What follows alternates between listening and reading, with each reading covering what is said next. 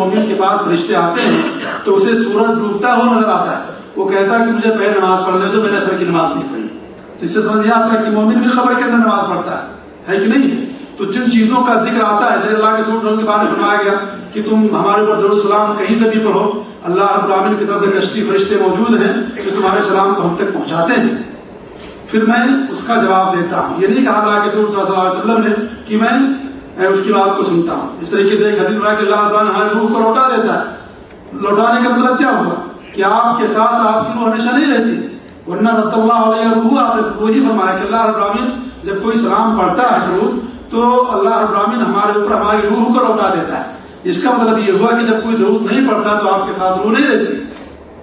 تو اس طریقے جو شہداء ہیں ان کی روح جیسا کہ بیان کیا کہ جنت کے بالا خانوں میں ہوگی، چڑیوں کے پیٹوں میں رہیں گی، اور تو یہ ساری چیزیں احادیث میں بیان کی گئی ہیں. اس پر ہمارا ایمان. لیکن اس سے زیادہ کہ اس زندگی کو دنیا کی زندگی پر قیاس کرنا کہ یہ دنیا کی زندگی کے طریقے سے یہ جائز اور درست نہیں ہے.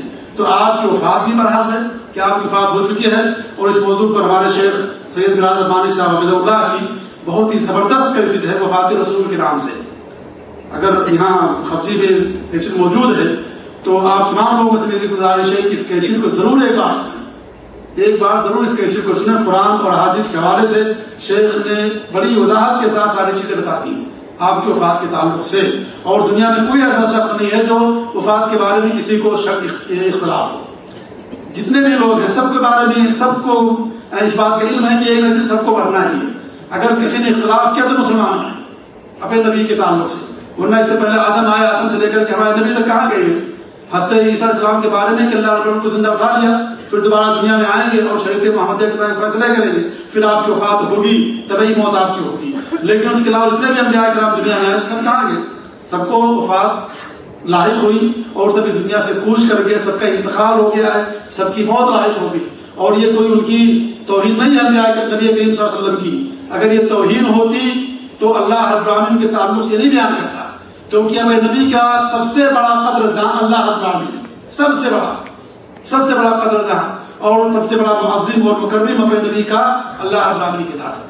اگر یہ توہین ہوتی تو اللہ رب العالمین قرآن میں آیتیں نہیں اتارتا انک میت تو آپ بھی سمجھتے ہیں، اور اتنا ترجمہ تو عربی تو آپ یہاں سعودی عرب میں رہتے ہوئے تو معلوم ہی ہو گئی ہوگی. انک میت و انہم میتون کل نفس ذائقۃ الموت وما محمد رسول قد خلت من قبلہ الرسل. تو اس طرح کی بہت ساری آیتیں اور حدیثیں، اور بلکہ حضرت عائشہ رضی اللہ تعالیٰ عنہ فخر کرتی تھی اپنی دیگر سہیلیوں پر کہ نبی کا جب انتقال ہوا تو ہماری گود میں ہوا، نبی کی جب وفات ہوئی تمہاری گود میں ان کی وفات ہوئی. اور کیا نعوذ باللہ نبی کریم صلی اللہ علیہ وسلم کی وفات نہیں ہوئی اور ان کے صحابہ کرام جو آپ کی زبان سے کلمہ ختم ہونے سے پہلے اس بات کو کرنے والے تھے، آپ کے حکم تعمیل میں انہوں نے زندہ کو درگور کر دیا، نعوذ باللہ زندہ ان کو دفن کر دیا، ان کی نماز جنازہ پڑھی گئی، ان کو غسل دیا گیا، کفن دیا گیا، قبر کھودی گئی، اور لحد قبر کھودنے والا پہلے پہنچا اس لیے آپ کی لحد قبر کھودی گئی. تو کیا نعوذ باللہ صحابہ کرام اتنا زیادہ ظالم اور جابر کہ جس کی اشارے پر اپنی جان نچھاور کر دیتے تھے ان کو زندہ دفن کر دیا، نعوذ باللہ من ذالک، کہاں تک بات پہنچاتی ہے. تو یہ کہنا کہ اللہ کے رسول کی وفات نہیں ہوئی یہ توہین یا غلو ہے. اللہ کے رسول کی وفات ہو چکی ہے، آپ کا انتقال ہو چکا ہے، آپ میت، آپ کی موت ہو چکی ہے، اس کے بارے میں کوئی شک نہیں. قرآن اہل سنت والجماعت کا اور اہل حق کا یہی عقیدہ ہے، اور اس کے بارے میں شک کرنا یہ زیغ، ضلال اور گمراہی ہے. جزاکم اللہ خیر.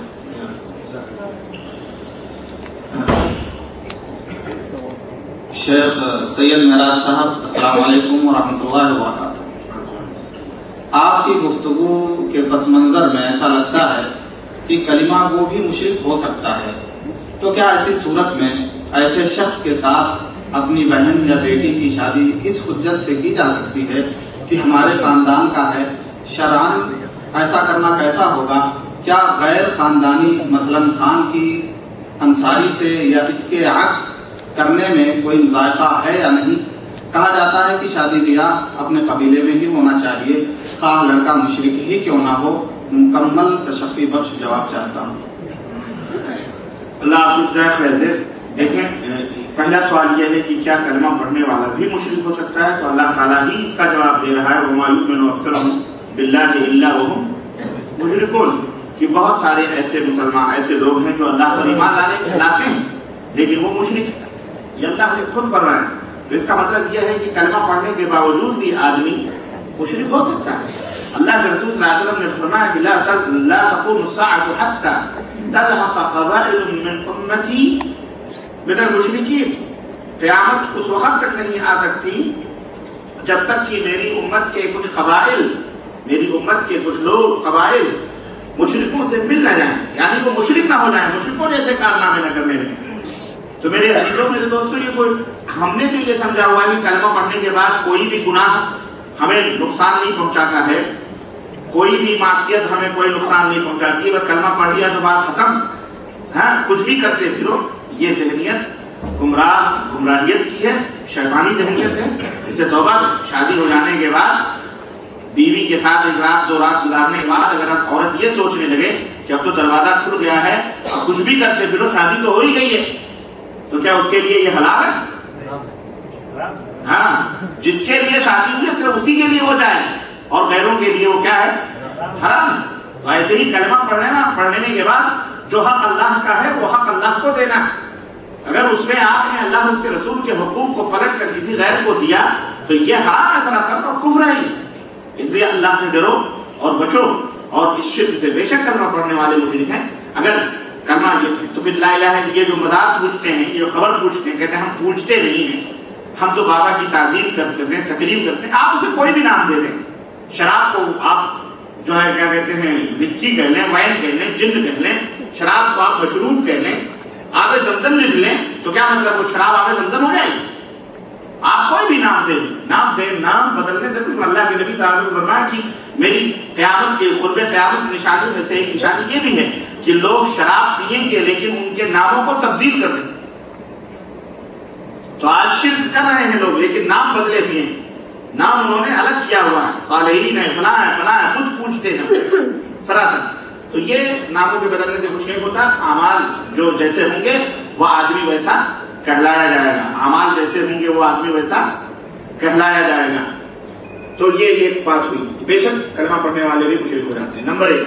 نمبر 2 یہ کہنا کہ ہمارے قبیلے اور خاندان کا ہے مشرک ہے، بھلے مشرک ہے، یا کسی مشرک کو لڑکی دینا. اگر آپ جانتے ہیں کہ ایک آدمی یا ایک گھرانہ شرک میں ملوث ہے، قبر پرستی یا اور دیگر شرک عقائدی شرکیہ میں ملوث ہے، تو آپ کا یہ فرض بنتا ہے کہ آپ اگر رشتہ ناتا کرنا چاہتے ہیں تو آپ اس تک پہلے دین کی بات پہنچائیں، پہلے انہیں سمجھائیں کہ ہم آپ کی بیٹی لینا چاہتے ہیں یا اپنی بیٹی آپ کو دینا چاہتے ہیں.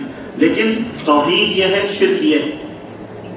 آپ اس کو مانتے ہیں کہ نہیں مانتے ہیں؟ اگر مانتے ہیں تو ٹھیک، نہیں مانتے ہیں تو مسئلہ حجت قائم کریں. کیونکہ بہت سارے مسلمان ہیں ان کو حرام کا پتہ ہے لیکن توحید کا شرک کا نہیں پتہ ہے. وہ جو شرک کرتے ہیں یا وہ جو بدعت کرتے ہیں وہ اسے دین سمجھ کے کرتے ہیں، اسلام سمجھ کے کرتے ہیں، اور بیچاروں کو پتہ نہیں. لیکن جب ان تک یہ باتیں پہنچتی ہیں، ان کو بتایا جاتا ہے، تو بہت سارے ایسے مسلمان ہیں جو الحمدللہ سن کر سمجھ کر فوری طور پر اللہ سے توبہ کرتے ہیں، جنہیں اپنے آخرت کی فکر ہوتی ہے اور جن کی مت ماری گئی ہے اور شیطان نے انہیں جہنمی میں لے جانا ہے کھینچ کر کے ان کو. تو وہ ضد، ہٹ دھرمی، غرور، تکبر اور حق سے مکرنے کی باتیں کرتے ہیں، لڑائی جھگڑے اور پھٹے کے اوپر اتر آتے ہیں. تو اس طرح سے آپ انہیں بتائیں، سمجھائیں کہ ہم رشتہ داری کرنا چاہتے ہیں لیکن آپ کے یہاں یہ مسئلہ ہے. تو اگر وہ کہتے ہیں ٹھیک ہے بھائی کوئی مسئلہ نہیں ہے، ہم اس سے توبہ کر لیں گے، ایسا کوئی مسئلہ نہیں، بولو پہلے توبہ کرو، نماز پڑھو، پھر اس کے بعد میں ہم آپ کے یہاں رشتہ کریں گے. اس طرح سے آپ بیٹی بیٹا کے رشتہ کر سکتے ہیں، لے سکتے ہیں. اگر آپ یہ کہہ رہے ہیں کہ ہمارے قبیلے اور خاندان کا ہے، تو اسلام میں کوئی قبیلہ اور خاندان نہیں ہے.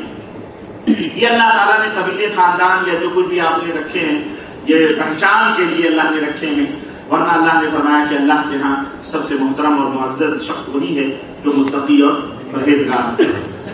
البتہ یہ ہے کہ اب آپ کے نسلاً بعد نسلاً آپ کا کٹمب ہے، آپ کا اس کو پتا ہے یہ ہمارے دادا چاچا خلیرے ننیرے پورے یہ محلہ ہے، پورا رشتہ دار ہے. اگر آپ وہاں کرتے ہیں تو اس میں کوئی خبر نہیں ہے. لیکن یہ سوچنا کہ اپنی بیٹی ہم کسی غیر قبیلے میں دے دیں تو یہ حرام ہے یا کفر ہے یا غلط ہے، تو یہ سراسر سوچنا حرام ہے اور جاہلیت ہے. غیروں کی بیٹی لینا، غیروں کو بیٹی دینا، اس میں کوئی قباحت نہیں ہے. یہ اسلام میں ہے، حلال ہے، جائز ہے. اصل چیز تقویٰ اور پرہیزگاری ہے، سمیع العلیم. یہ کہنا کہ جی